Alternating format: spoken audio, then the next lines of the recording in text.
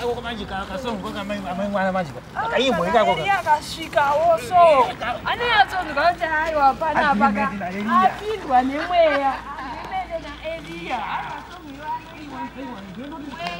Apiri. Kupfeka gemenzi kwakanaka. Aiwa kwakanaka.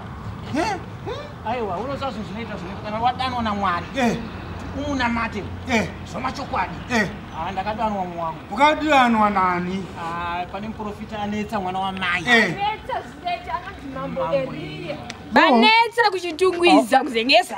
Zita seri. Mujurawo makangobvunza yetoti mambo Eliya wemujurawo munobva matoziya. Chero pane machechi akawanda sei. Munobva matoziya kuti aiwa tasvika patsime reruponeso. Bvunza madzimai yangu aya kuti wanga wakatsuka so. Sadaro kanini sadaro.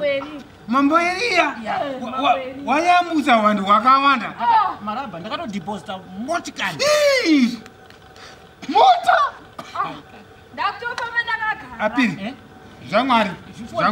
Ndakuenda kwa Mambo Eliya. Teera mwana wamai. Maraba. Kuza kugora kwakaita pai. Zvinopera ka 1 vari kuyambuka vari kupona. Ndakarwana Apiri singaite. Saka unopona. Izvo zvako zvinobudirira. Handina imwe doro. Pandakasiya. Ndafoja. Vakuna matapira. Kana mukadzi wangu ndozvanga akaita kutsuka so. Aiwa, angari akasviba. Wakuva macross border vachikomborwa naMwari, Mambo Eliya vari pamberi mfarwa. Kusarira. Uyai timubatsirwe wako mani. Kusarira.